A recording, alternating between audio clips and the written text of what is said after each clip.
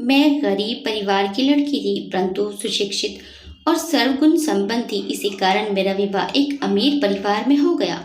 मेरी सासू माँ पहले मुझसे बहुत प्यार करती थी, परंतु मेरी सासू माँ को पौधों की चाहत थी और मेरे दो बेटियां हो गई। उसके बाद मेरी सासू माँ का व्यवहार मेरे लिए बदल गया। मेरी बड़ी बेटी को तो दादी का स्नेह मिल भी गया, परंतु मेरी छोटी बेटी को तो दादी का थोड़ा सा भी स्नेह नहीं मिल पाया था। दोनों की आए दिन लड़ाई होती रहती थी। मेरे ससुर मेरे पिता से भी बढ़कर मुझे प्यार करते थे, परंतु अपनी सास का व्यवहार मुझे अंदर ही अंदर खाया जा रहा था। फिर मेरे जीवन में कुछ ऐसा घटित हुआ जिसने सबके होश उड़ा दिए। मालती, एक तीव्र आवाज के साथ मैं हड़बड़ाकर उठ खड़ी हुई। हाथ में अल्पाहार की थाली और एक गिलास दूध का ली हुई सीढ़ियों से ढक भरती हुई उतरने लगी। जल्दी में संतुलन खराब होने से गिरती गिरती बची। इतने में पुनः आवाज की पुनरावृत्ति हुई। अरे क्या हुआ? ये आवाज मेरी सासू माँ की थी। कुछ नहीं माँ जी, सब ठीक है, संभलती हुई मैंने ये जवाब दिया। मैं इस घर की सुशिक्षित नई नवेली पुत्र वधू मालती, जो अपने गुणों के कारण सौभाग्य से उच्च परिवार की पुत्र वधू बन गई थी। क्यों री, अब तुझे चलना भी सिखाना पड़ेगा। ये थाली क्यों लाई है? मैंने तो कहा नहीं था। अब नीचे रख और बैठ जा यहाँ पर। मेरे चेहरे का रंग तो पहले ही उड़ा हुआ था। सासू माँ की बातों से मुखमंडल और मलिन हो गया। भयभीत सी सोफे पर बैठ गई और सासू माँ के क्रियाकलाप देखने लगी। छोटी सी संदूक खोलती हुई सास ने कंगन निकाल कर पहनने के लिए देती हुई ने कहा, वैसे तो सब ठीक है, लेकिन तेरी माँ को विवाह के समय कम से कम हल्के फुल्के सोने के कंगन तो देने ही चाहिए थे।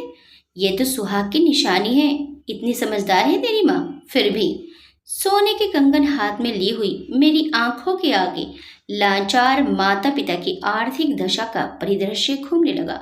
मन ही मन सोचकर रुलाई फूटने लगी। मेरा ध्यान सासू माँ की आवाज से टूटा। अरे आओ आओ भाभी सा, आओ, बहुत दिनों बाद आई। क्या आज घर का रास्ता भूल गई? अरे नहीं रे, मैं तो अपनी नई नवेली बहू को देखने चली आई। देखूं तो कैसी बहू लाई है। मैं सासू माँ के संकेत पर यंत्रवत पड़ोसी महिला के चरणों का स्पर्श करने के लिए झुक गई। पड़ोसी महिला ने दोनों हाथों से आशीर्वाद देती हुई को पकड़कर सहारा देकर उठाया और एक गहन दृष्टि मेरे मुखमंडल को छोड़कर मेरी वेशभूषा और आभूषणों पर डालती हुई बोली, क्यों री, ये कंठी कितने तोले की है?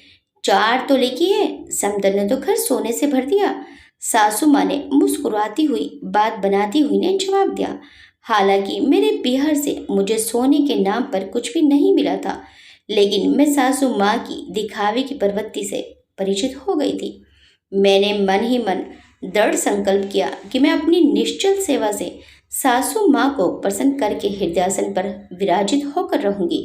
बड़े घर में नौकर चाकर होने पर भी सासू माँ का छोटा मोटा काम मैं ही करती, तो सासू माँ कहती, अरे मालती, तू कब समझेगी? तुझे मैं घर की लक्ष्मी बनाकर लाई हूँ। एक दूल्हे की मानती ही नहीं। काम नौकरों को करने दिया कर, उनकी आदतें खराब करेगी क्या? इस घर की लक्ष्मी हूँ मैं, लेकिन आपकी तो बहू ही रहूंगी। मैं हंसती हुई सासू माँ को जवाब देती थी। यही क्रम अनवरत चलता ही रहता। वहीं रात्रि होने पर अपने पति देव से प्रेम पूर्ण उल्हाने सुनने पड़ते। क्यों भाई, दिन भर घर पर ही रहती हो, फिर भी काम खत्म नहीं होते? कहाँ इधर उधर घूमती रहती हो? मैंने पास बैठते हुए जवाब दिया। अब शादी की है तो घर के काम काज तो सीखने ही पड़ेंगे ना। और मैं जो जल्दी जल्दी अपना काम खत्म करके आता हूँ, उसका क्या? अच्छा बाबा, कल से जल्दी करूंगी, ठीक है? ये मेरे पति देव हैं, सीधे सरल स्वभाव के। ये अपने पैतृक व्यवसाय में अपने पिता के साथ व्यस्त रहते हैं। समय व्यतीत होते देर नहीं लगी। गर्भावस्था के कारण मुझे अब घर के कार्य करने में असुविधा होने लगी थी, किंतु अब मेरा ध्यान घर का प्रत्येक सदस्य रखने लगा था। छोटे देवर और ननंद भी सासू माँ के आदेशानुसार मेरे आसपास ही घूमा करते और मुझे सासू माँ नित नूतन व्यंजन खिलाती। मैं उनके असीम प्रेम से भाव विभोर हो जाती। उन सबके नेत्रों में नए आगंतुक के लिए अपार उत्कंठाएं स्पष्ट दिखाई देती थी। मेरी सासू माँ के पूजा पाठ भी बढ़ गए थे। फिर वे समय भी आया जब मैंने एक सुंदर कन्या को जन्म दिया। घर में नए छोटे आगंतुक के आगमन से सभी प्रफुल्लित थे। मेरी बेटी की बुआ और चाचा ने बच्ची के ढेरों नामकरण कर दिए। हमारे हंसने बोलने की आवाजें मेरी सासू माँ के पास तक पहुँच गई थी। मैं कुछ देर से आई थी, आते ही बोली, अरे बस बस, इतना हल्ला मत करो, आसपास और भी हैं और तू कम बोल, नहीं तो बाद में सिर में पीड़ा होगी। सासू माँ की बात सुनकर मैं तो कुछ ज्यादा ही चुप हो गई। वे बहुत गंभीर दिखाई दे रही थी। बच्ची को गोद में लेती हुई बोली, चलो सब ठीक है, घर में लक्ष्मी आई है, लेकिन अब की बार मुझे पोता ही चाहिए। अरे पोती आई है तो पोता भी आ जाएगा, क्यों चिंता करती है। ये कहते हुए मैं ससुर जी भी मेरी सासू माँ के साथ वहीं बैठकर बच्ची को दुलारने लग गए। अस्पताल से घर आने पर कन्या के सारे सामाजिक और धार्मिक संस्कार पुत्रवत ही किए गए। 2 वर्ष की होते होते गुड़िया डगमगाकर दौड़ने लगी थी। वैसे तो घर में सबकी लाडली थी, लेकिन बुआ की लाडली कुछ ज्यादा ही थी। कुछ ही वर्षों में उसके चाचा का विवाह भी धूमधाम के साथ संपन्न हो गया और एक चांद सी देवरानी घर में आई। समय के साथ मेरे पद में भी बढ़ोतरी हुई। कब नए रिश्ते मुझसे जुड़ते गए पता ही नहीं चला। कुछ समय बाद में ही मेरी देवरानी ने एक पुत्र को जन्म दिया। घर में तो मानो राजकुमार ही आ गया हो। उसके लाड चाव दिन दूने रात चौगने बढ़ते ही गए। अब सासू माँ का ध्यान मुझ पर वे गुड़िया पर कम ही जाता था। मैं अस्वस्थ होने पर भी हर संभव सासू माँ को अपनी सेवा से प्रसन्न रखने का प्रयत्न करती थी। किंतु हाय रे दुर्भाग्य, मैंने इस बार भी कन्या को ही जन्म दिया था। अब सासू माँ का रुक्ष व्यवहार मुझे प्रत्यक्ष रूप से झेलना पड़ा। कन्या के प्रत्येक लोकाचार को सूक्ष्म से सूक्ष्म औपचारिक रूप से ही संपन्न किया गया। मैंने हर स्थिति को मौन स्वीकृति के साथ ग्रहण कर लिया। अपने पति देव को भी मैंने इस मनोदशा से अवगत कराना आवश्यक नहीं समझा। किंतु अति उस दिन हो गई जब माता जी की आवाज मेरे कानों में पड़ी, दीनदयाल कहाँ जा रहा है? ये दूध का गिलास किसके लिए लिया जा रहा है? वो माँ जी गुड़िया के लिए। दीनदयाल ने जवाब दिया, अभी सब ठीक है, लेकिन धीरे धीरे थोड़ा कम कर देना। अब 2-2 छोरियों के लिए कहाँ से लाऊंगी? अभी तो बहू को भी देना पड़ता है। चल ले जा, अभी तो कल से ध्यान रखना। अच्छा माँ जी। माँ जी तो अधूरी बात छोड़कर चल दी, लेकिन दीनदयाल व्यथित मन से जाती हुई माँ जी को देखता रहा। मेरे हृदय में सासू माँ के संवाद शूल की तरह चुभने लगे। हृदय में अंतर्द्वंद सा चलने लगा। सासू माँ इतनी कठोर हृदय कैसे हो सकती हैं? ऐसी आर्थिक दशा तो नहीं है मेरे घर की कि मेरी बच्चों के लिए दूध भी भारी पड़ने लगे।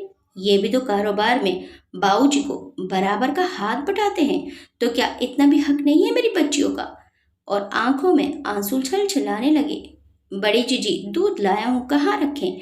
दीनदयाल की आवाज से मैंने झट से मुंह फेर कर पल्लू से आंसू पोंछ लिए और चौकी की तरफ इशारा कर दिया। दूसरे दिन से मैंने गुड़िया को दीनदयाल काका के हाथ कक्ष में ही बुलवा लिया और अपने हिस्से का दूध उसे दे दिया करती। लेकिन यह सब भी कितने समय तक चलता? अतः मैं स्वस्थ होने के साथ ही अपनी योजना को कार्य रूप में देने के लिए तैयार हो गई। प्रातः भ्रमण के बहाने मैं उसी घर के छोटे बच्चों को ज्ञानार्जन कराने लगी जहां से घर के लिए दूध की आपूर्ति होती थी, जिसके फलस्वरूप शुल्क की अवधि में बच्चों की समस्या का समाधान भी हो गया था। छोटी के भाग्य में शायद विधाता ने सासू माँ का स्नेह लेश मात्र भी नहीं लिखा था, क्योंकि इसकी घोषणा सासू माँ ने मेरी देवरानी यशोदा से ही कर दी थी कि फूटे भाग मेरे कमबख्त दादा के पाए भारी पड़ी है क्या? जब से पैदा हुई दादा बीमार, कारोबार का हाल बेहाल। अरे किसी पंडित से जन्म पत्री दिखवाओ इसकी, आगे न जाने क्या क्या भुगताएगी। यशोदा ने मुझे रसोई घर में प्रवेश करती हुई देखा तो बात संभालने का उपक्रम करती हुई बोली, माँ जी चिंता मत करो, सब ठीक हो जाएगा। हालांकि माँ जी को रसोई घर में मेरी उपस्थिति का तनिक भी भान नहीं था, किंतु बाद में प्रत्यक्ष देखने पर भी उन्हें अपने कथन का तनिक भी अफसोस न था। यशोदा तो कुछ सकुचाई हुई थी। मैंने भी ऐसी तिरस्कृत प्रतिक्रियाओं पर स्वयं के भाग्य को कोसना बंद कर दिया था। शायद मैंने भी यही भाव ग्रहण कर लिया था कि सब ठीक है। छोटी के बड़े होने पर मैंने बच्चियों के पिताजी से निवेदन किया कि सुनिए जी, छोटी को बिट्टू के विद्यालय में ही प्रवेश करवा दे क्या? रहने दो, इतने फालतू पैसे नहीं है मेरे पास। महंगे विद्यालय में जाने से कौन सी बड़ी अफसर बनने वाली है। गुड़िया और छोटी को गली के प्राथमिक विद्यालय में एक साथ ही प्रवेश करा रहा हूँ। इस विषय में अन्यथा तर्क करने की आवश्यकता नहीं है। मुझे इस प्रकार के रूखे उत्तर की किंचित मात्र भी उपेक्षा नहीं थी। फिर भी दुस्साहस करके विरोध भरे स्वर में मैं बोल ही पड़ी, आपकी बेटियां हैं ये? बेटियां ही तो है ना? इस जवाब के बाद तर्क की कोई गुंजाइश ही प्रतीत नहीं हो रही थी। इनके हृदय में पुत्रहीन होने का रोष व्यवहार में प्रकट होने लगा था। सासू माँ को तो मैं रूढ़िवादी मानकर अनदेखी भी कर देती थी, किंतु इनकी मानसिकता से मैं आज बहुत व्यथित हो गई थी। संपूर्ण रात्रि अंधेकरण से रुदन फूट फूट कर निकलता रहा और मन मस्तिष्क कठोर निर्णयों को लेने के लिए उकसाता रहा। मैंने विचार किया कि इन सब विकट परिस्थितियों का कोई न कोई हल अवश्य ढूंढ लूंगी।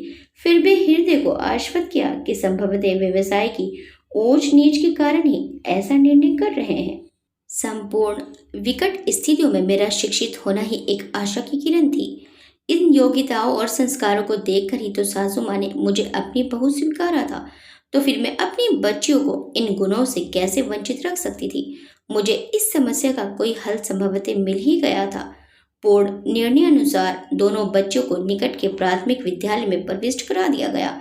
बच्चों के साधारण से विद्यालय में प्रतिदिन के आवागमन के साथ ही मेरे निर्णयों ने दृढ़ साकार रूप ले लिया। इस दिन मैंने अपने पिता स्वरूप स्नेहिल ससुर जी से अपने निर्णयों पर अनुमति चाहने हेतु पत्र को ही माध्यम बनाकर लिखा।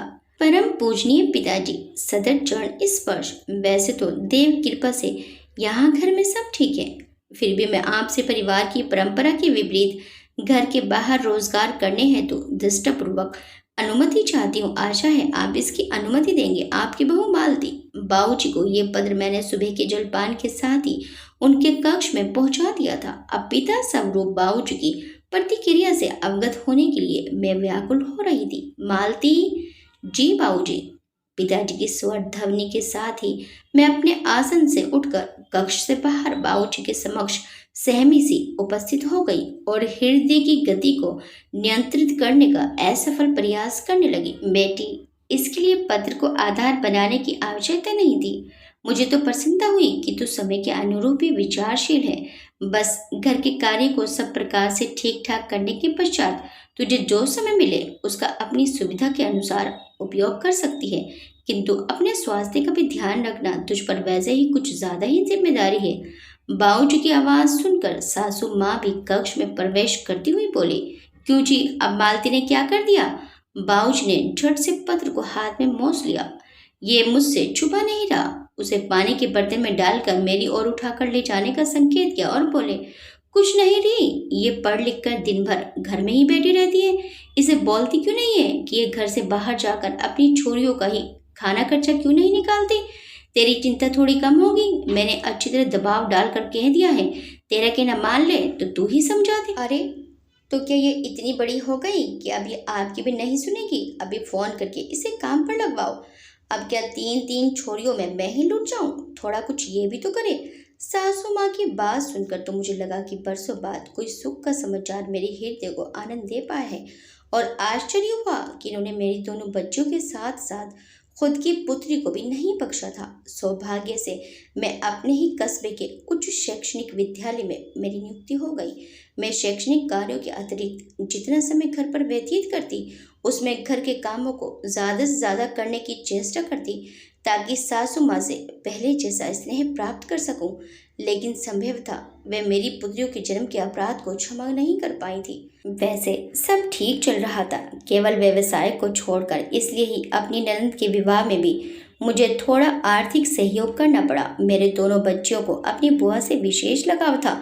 वैसे तो वे दोनों बच्चियां भी अब युवा अवस्था को प्राप्त कर गई थी। जैसे जैसे बड़ी हो रही थी, वैसे वैसे उनके अपनी दादी जी के साथ वैचारिक मतभेद भी बढ़ते जा रहे थे। सासू माँ का चिर परिचित कथन तो हरदम छोटी के साथ बहस का ही मुद्दा बन जाया करता था। उस दिन भी यही हुआ। अरे, तेरे जन्म के कारण ही तेरे दादा को व्यापार में घाटा लगा और इसी कारण वे बीमार पड़े। तू ही सब मुसीबतों की जड़ है। तेरी माँ तो घूमती फिरती रहे और बेटियों को खुला छोड़ रखा है, पता नहीं किस किस को। सासू माँ की बातों से छोटी के सबर का बांध ही टूट गया। समय समय पर मेरे समझाने को दरकिनार करती हुई वे अपनी दादी से बहस पर उतारू थी। दादी अम्मा, आप मेरे लिए कुछ भी आलाप कर सकती हो, किंतु मेरी माँ के लिए आप कुछ नहीं कहेंगी। माँ आपकी तरह मंदिर घूमने नहीं जाती है, यह मेहनत करके कमाने जाती हैं। आपकी तरह फालतू बातें नहीं बनाती। रही बात व्यवसाय की, तो मैं ही उसे एक दिन अपने दादाजी से भी आगे बढ़ा कर दिखाऊंगी। छोटी, बस बहुत हुआ। छोटे बड़े का कुछ भान नहीं है क्या? मेरे टोकने से वे तो अपने कक्ष में पांव पटकती हुई चली गई। अंदर से पोती द्वारा सामानों की उठापटक की आवाज स्पष्ट सुनाई दे रही थी और बाहर की बड़ी बैठक में दादी जी का बड़बड़ाना माथे चढ़ा रखा है। दोनों को घर के छोरे ये बनकर रहेंगी। देखो तो अभी से गज भर लंबी जबान है, यही निहाल करेंगी तुझे। माँ जी, आपका खून है, ये भी आपकी बिट्टू जैसी हैं। आप इतनी घृणा क्यों करती हो? छोटों से इतना तरक्की क्यों करती हो? बोलते बोलते मेरी आंखों में आंसू छल छल आए। तो अब तू बताएगी क्या बोलो और क्या नहीं? सासू माँ भी नाराजगी से अपनी गर्दन को झटका देकर बाऊजी को हमेशा की तरह संपूर्ण राम कथा को बताने के लिए उनके कक्ष में जाकर आसीन हो गई। उस दिन के बाद से तो छोटी को जैसे अपनी पढ़ाई लिखाई के अतिरिक्त कुछ सोचता ही नहीं था। रात दिन एक कर उसने अपने आर्थिक प्रबंध के अंतिम वर्ष में सर्वश्रेष्ठ अंक अर्जित कर परिवार का मान जहां बढ़ाया, वहीं बिट्टू ने भी जैसे तैसे अपनी स्नातक उपाधि को समाप्त कर ही लिया था। परिवार के प्रत्येक सदस्य से छोटी को ढेरों उपहार मिले और शुभाशीषें भी। उस दिन तो दादी भी उसके सिर पर धीरे से चपत लगाकर प्यार से बोली, अच्छा, नंबर तो बहुत बड़े बड़े लाई है। अब दिखा तेरी पढ़ाई कितना कमाल करके दिखाएगी। देखे तेरे दादा की कितनी बराबरी करती है। अरे रे, क्या आज भी बहस करोगी दोनों? ये कहते हुए बाबूजी ने छोटी का हाथ पकड़कर अपने सिरहाने बैठाकर खूब लाड़ किया और कहा, बोल तुझे क्या चाहिए? मुझे आपके और पिताजी के साथ व्यवसाय में हाथ बटाना है। छोटी के बोलते ही माँ जी भी बोल पड़ी, अच्छा, अब तो बिट्टू की जगह लेगी? बिट्टू बीच में ही बोला, अरे नहीं दादी, यही सही बोल रही है, इसने इसकी ही पढ़ाई की है। अब आप समझिए, अपना कारोबार बहुत बढ़ जाएगा और मैं भी इससे सीख लूंगा। दादी जी बिट्टू की बातों को मस्तिष्क पर सर डालकर समझने की चेष्टा करने लगी। बिट्टू सही बोल रहा है भाग्यवती। दादाजी की बात सुनकर माँ जी ने अनमने भाव से कहा, जो ठीक समझो करो। अब छोटी को माँ जी से अनुमति मिलने पर मेरी अंतरात्मा को थोड़ी शांति मिली, किंतु उससे ज्यादा खुशी मुझे बिट्टू की सुलझी हुई मानसिकता को देखकर हुई। उसके बहनों के प्रति इतने सौहार्दपूर्ण विचार आज तसल्ली दे रहे थे। राघव, पंडित जी से कहलवा देना, शुभ मुहूर्त निकाल कर शीघ्र ले आए। अच्छा पिताजी, कल ही बात करता हूँ। छोटी के पिताजी ने अपने पिताजी को उत्तर दिया। परिवार की परंपरा अनुसार शुभ मुहूर्त में छोटी और बिट्टू दोनों भाई बहन ने कारोबार का उत्तरदायित्व ग्रहण कर लिया। कुछ ही महीनों में कारोबार की आर्थिक स्थितियों में बदलाव आने लगा।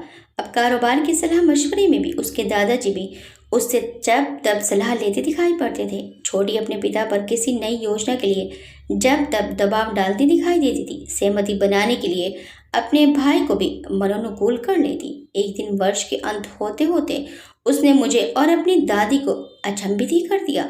अपनी दादी और मुझे हाथ पकड़कर बाहर ले गई और दादी के हाथों में चाबी देते हुए बोली, ये लो दादी, मेरी मेहनत का फल।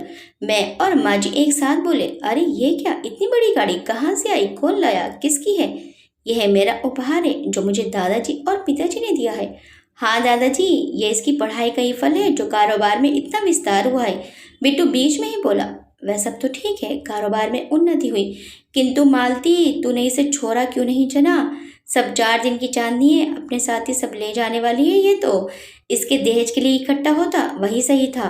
फिर से वही सब शुरू हो चुका था। मैं तो सासू माँ की बात पर मौन उदासी के साथ ही खड़ी रही। अब मेरे शरीर और मन दोनों ही ये सुन सुनकर कमजोर हो चुके थे। उल्लास के वातावरण में जैसे कुछ देर के लिए शांति हो गई।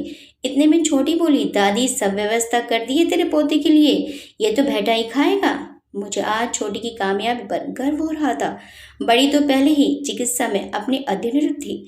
आज छोटी भी अपना स्वतंत्र कारोबार करने के लिए काबिल हो गई थी। सब ठीक चल रहा था, किंतु मैं अपनी शारीरिक शिथिलता का अनुभव ज्यादा ही करने लगी थी। गुड़िया रात दिन मुझे आराम करने के लिए दबाव डालती थी। मैं उसे अनसुना करती रहती थी।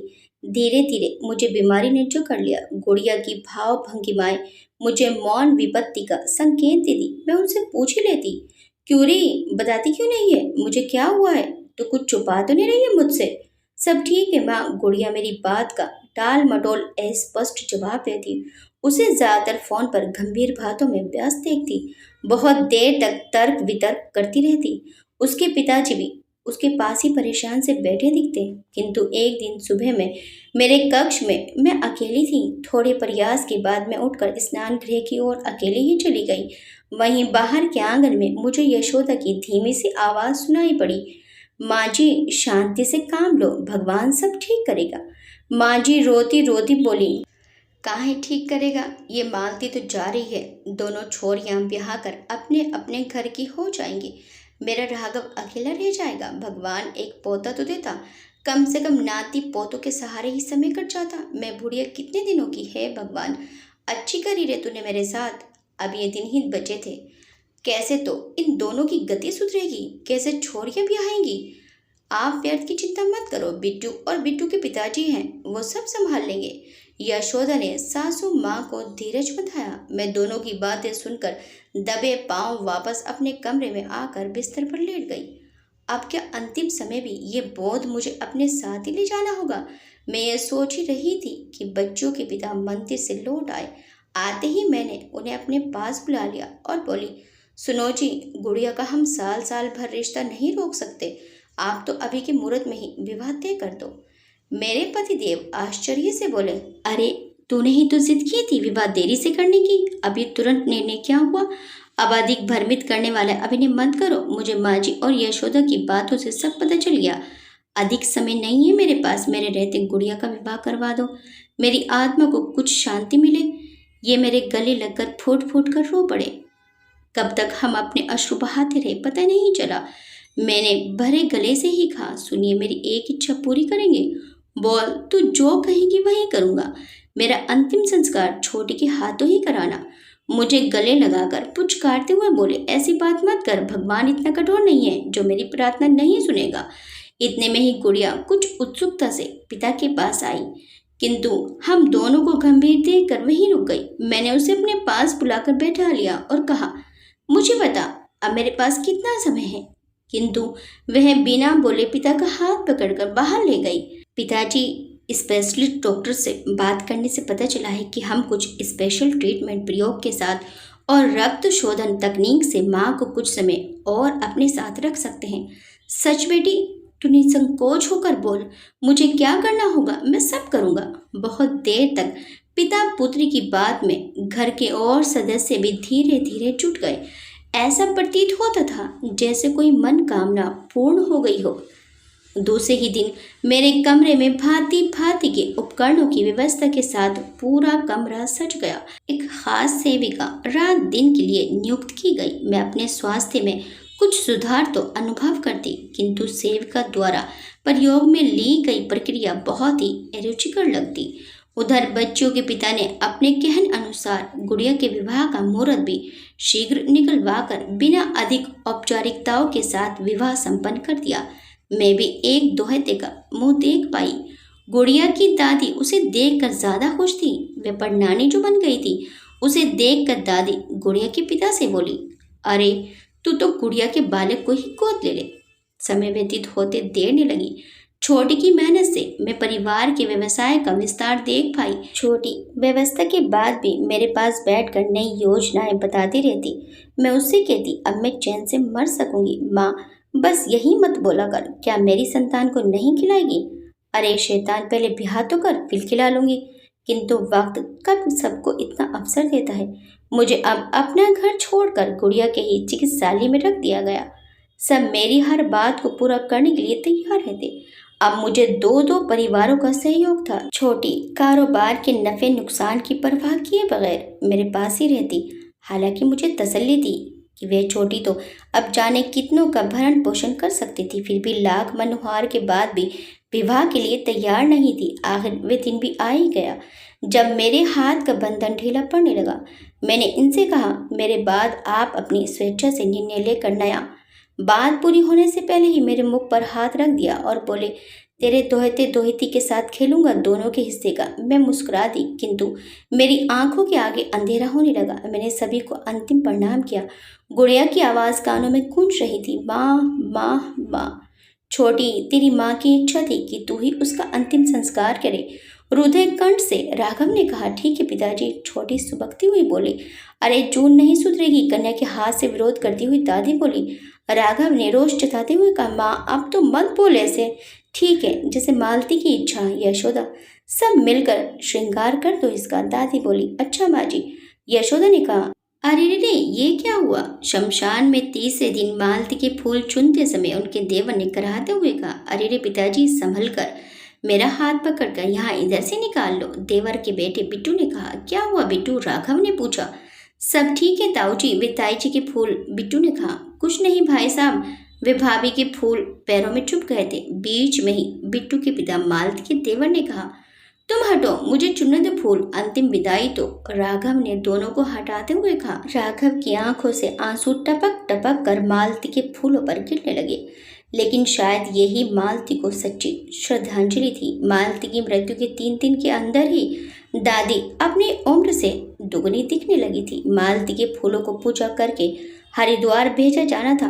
बड़ी होने के नाते सारे दिशा निर्देश वही दे रही थी, लेकिन अब उनकी हिम्मत जवाब दे चुकी थी। उनसे बार बार उठने के लिए कहा जा रहा था, लेकिन कैसे भी दादी अम्मा अपने मन को समझा नहीं पा रही थी। 2 जने जैसे तैसे पकड़कर छोटी के पास लेकर आए, जहां वे हाथों में अपनी माँ के अस्थि कलश लेकर खड़ी थी। दादी ने ही छोटी और बिट्टू को हरिद्वार जाना निश्चित किया था। दादी कलश को देखते ही जमीन पर गिर पड़ी। थ्री विलाप करती हुई मालती से क्षमा मांगने लगी। मालती, मुझे माफ कर दे मेरी बच्ची, मैंने तेरे साथ कभी इंसाफ नहीं किया, मुझे भी अपने साथ ले जा। मैं बूढ़ी तो बैठी रह गई ये सब देखने के लिए। जो तुझे करना चाहिए था वे मुझे करना पड़ रहा है। मालती मेरी बच्ची, मुझे साथ ले जा। बता दो, मैं अब और छोटी लड़ेंगे तो कौन बीच बचाव करेगा? मालती। दादी माँ तो वहीं बेहोश होकर पसर गई। गुड़िया ने भाग कर नब्ज से की, फटाफट इंजेक्शन लगाए, मुंह में दवा रखी। लगभग आधा घंटे के बाद दादी ने आंखें खोली। गुड़िया दादी को दिलासा देते हुए बोली, दादी माँ बीमार थी ना, कितनी तकलीफ थी उनको, आपको पता था ना, ये दिन तो एक दिन होना ही था। फिर इतनी बड़ी होकर भी नासमझी क्यों करती हो? उनको दुख होगा, पापा को कौन संभालेगा? दादाजी गुड़िया के बेटे को गोद में देकर कहते हैं, देख भाग्यवान, इसको देख, अपनी मालती भी कहीं ना कहीं बेटा बनकर जन्म लेगी। बेटा बनकर नहीं जी, बेटी बनकर। अच्छी बेटियां पैदा नहीं होंगी तो अच्छी बहू कहाँ से मिलेगी, और अच्छी बहू नहीं होगी तो इन जैसी होनहार पोतियां कहाँ मिलेंगी? दादी दोनों को अपने गले लगाकर रोने लगती है। छोटी तो जन्म के बाद पहली दफा ही दादी के गले लगी थी। एक तेज झोंके के साथ हवाएं तेज हो गई, मानो मालती की प्रसन्नता को जाहिर किया हो। तुम हो ना 2 मजबूत पोतियां, तुम क्या किसी से कम हो? छोटी बोली, दादी लड़ेंगे तो सही, नहीं तो अपना मन कैसा लगेगा? हाँ हाँ जरूर बेटा, तू अभी तो मालती को अच्छी तरह से छोड़ कर आ, सब इसका ध्यान रखना, फिर तो झगड़ना ही है। घर का तनाव कुछ पल के लिए कम हो गया। छोटी और बिट्टू हरिद्वार रवाना हो चुके थे। वहां पहुंचकर दोनों ने बड़ी कुशलता के साथ सारा कार्य संपन्न किया। हालांकि पंडित जी ने थोड़ा सा आश्चर्य किया, किंतु शीघ्र ही कार्य को संपादित करवा दिया। अस्थि विसर्जित होते ही रिमझिम बरसात शुरू हो गई। पंडित जी का मानना था कि कार्य संपन्नता के बाद बारिश आना शुभ संकेत होता है, प्राणी प्रसन्न होकर आशीर्वाद देता है। ये जानकर दोनों को प्रसन्नता हुई। छोटी और बिट्टू मालती की बातें याद करते हुए पुनः घर की ओर प्रस्थान कर गए। बिट्टू रास्ते भर छोटी को दिलासा देता रहा। मालती के जाने के बाद से दादी का लगाव छोटी से कुछ ज्यादा ही बढ़ गया था। ये देख सब प्रसन्न थे और राघव आध्यात्मिकता में ज्यादा ही रत हो गए थे। दादी साल में एक बार चैरिटी में जाकर लड़कियों के लिए जरूर बड़ा और कुछ विशेष करने लगी थी। मानो वे आज भी पश्चाताप और आत्मग्लानि का अनुभव कर रही हो। उनके इन प्रयासों से परिवार का सम्मान बढ़ रहा था। गरीब असहाय लड़कियों की शिक्षा, विवाह, चिकित्सा में मुफ्त ऑपरेशन में अनुदान करना जारी था। छोटी ने भी दादी को कभी इन चीजों के लिए नहीं रोका था। व्यवस्था के बाद भी दादी के साथ जाकर समय देती थी, जैसे वे ही अब उसकी माँ थी। बेटियां बेटों से कम नहीं होती, ये दोनों बहनों ने सिद्ध कर दिया था। आपकी इस कहानी के बारे में क्या विचार है, हमें कमेंट करके जरूर बताइएगा। वीडियो अच्छी लगी तो वीडियो को लाइक शेयर सब्सक्राइब करना मत भूलिएगा। मिलते हैं नेक्स्ट टाइम एक अच्छी सी कहानी के साथ। Till then bye bye.